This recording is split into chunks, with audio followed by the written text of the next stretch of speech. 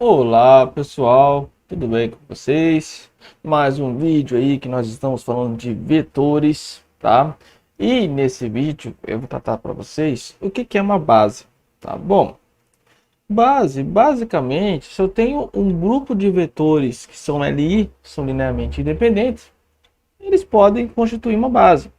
Então, por exemplo, se eu tenho apenas um vetor e esse vetor é diferente de nulo, ele não é o nulo, né? Ele é uma base com apenas uma dimensão. Então é uma base E1, tá? Agora, se nós temos um... Lembra que quando eu falo de LI e LD, eu estou sempre fazendo vários...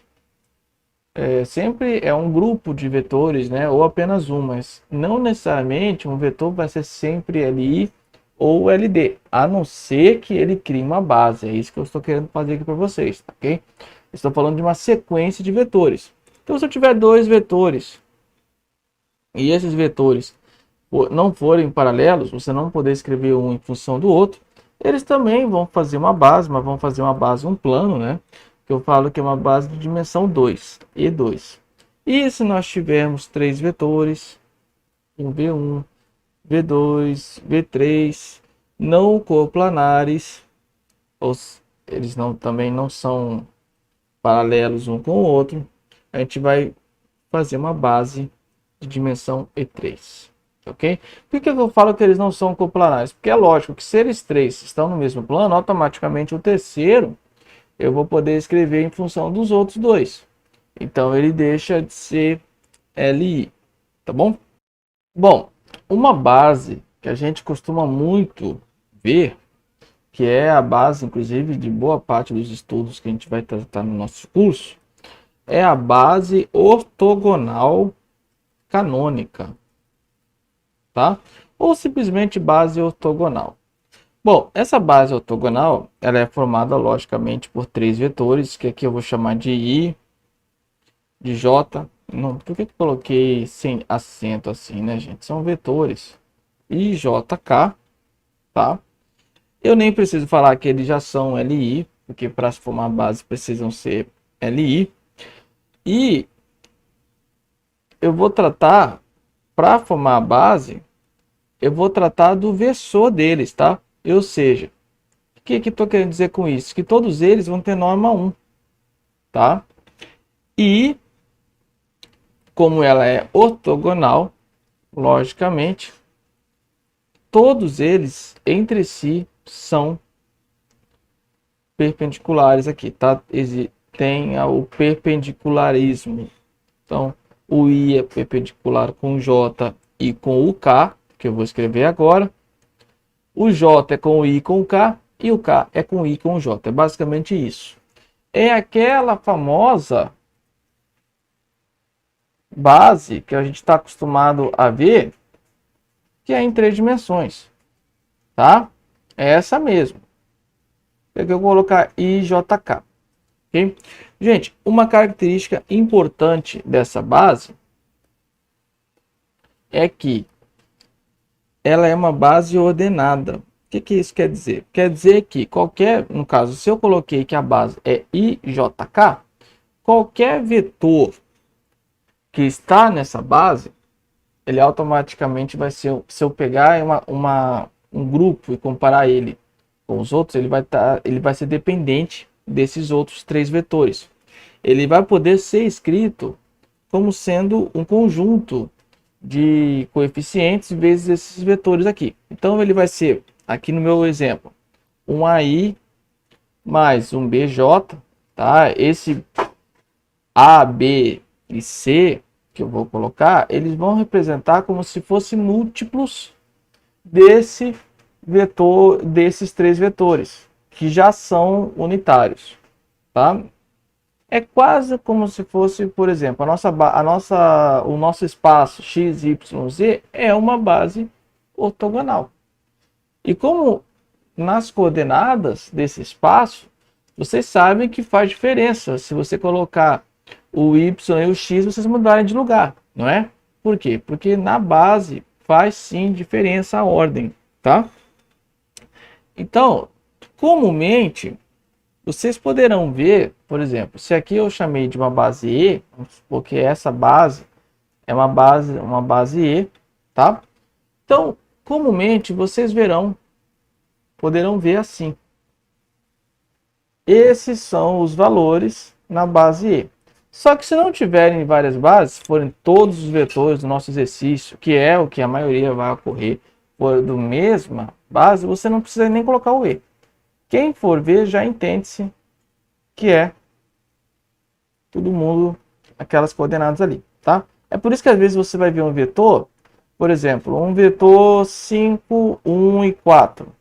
Eu não preciso colocar um E aqui, ou eu não preciso colocar isso, 5i mais um J, né? Ou simplesmente J, mais um 4K. As pessoas já entendem isso. Mas se você for ver assim também, e aí eu colocar lá, olha, a base E é formada pelos vetores I, J, K. Então você já entende que pode ser também escrito dessa forma. Ok? Essas são duas formas de você escrever o mesmo vetor. Tá? Bom, vocês vão ver muitas vezes o vetor escrito desse jeito, 5, 1, 4, como é o meu caso aqui, ou poderão ver também ele escrito dessa forma.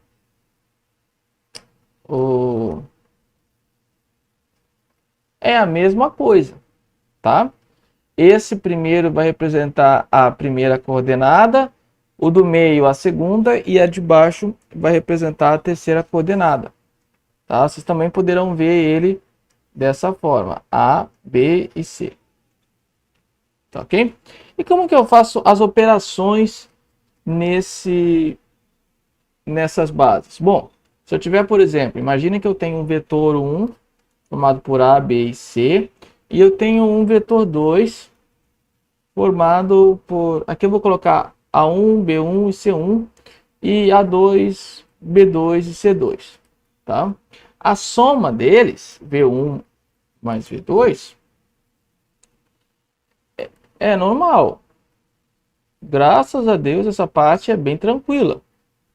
Assim como ocorria, eu já expliquei isso em um outro vídeo, se eu tenho lá V1 mais V2, eu tenho certinho as coordenadas, soma direto uma com a outra, não tem problema nenhum, tá? O módulo, bom, o módulo eu também já tinha passado, vamos imaginar aqui novamente um vetor A, B e C, só que eu já tinha passado no plano, no R2, no R3 é a mesma coisa.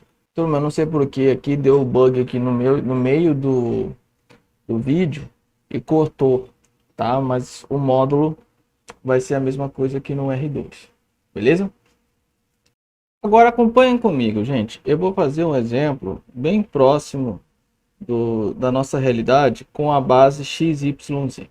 Então vamos imaginar um vetor U que seja formado por x1, y1 e z1, ok? Nessa base E que nós escolhemos. Um outro vetor V, x2, y2 e z2, nessa base E. E nós temos um vetor W nessa base. E aí nós queremos z3, né? E aí nós queremos saber se eles são LI ou LD. Tem alguma forma de saber? Bom, vamos puxar a teoria de novo. Como que eu sei que eles são LI ou são LD? Basicamente, se um não for paralelo ao outro, se eu não conseguir escrever um em função do outro, eles são LI, né?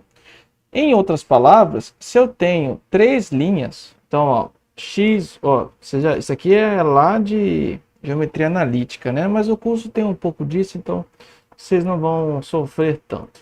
Imagine o que? O vetor U, imaginem aqui o vetor V e o vetor W. Se os vetores aqui, ó, se eles forem LI, na hora que eu calcular essa determinante, ela vai dar diferente de zero. Se eles forem LD, uma linha poder ser escrita em função da outra, né, que é basicamente isso, LD, um vetor escrito em função do outro, eles automaticamente são LD, tá ok? Ah, mais uma coisa que vocês devem estar talvez na dúvida, faz diferença se eu colocar aqui, ó, vetor assim, como eu coloquei, ou assim? Não, não faz. Duas matrizes transpostas possuem a mesma determinante. E eu posso escrever assim justamente por quê? Porque lá em cima, no início dessa aula, eu disse que um vetor, ele poderia vir assim, né? x1, y1, z1. Então não faz muito sentido eu obrigar vocês a escreverem assim. Se quiserem, pode escrever assim ou assim também. Se vocês fizeram certas contas, vai dar a mesma resposta. Tá ok? Em um próximo vídeo, vou fazer um exercício voltado a essa determinante aqui. Um abraço.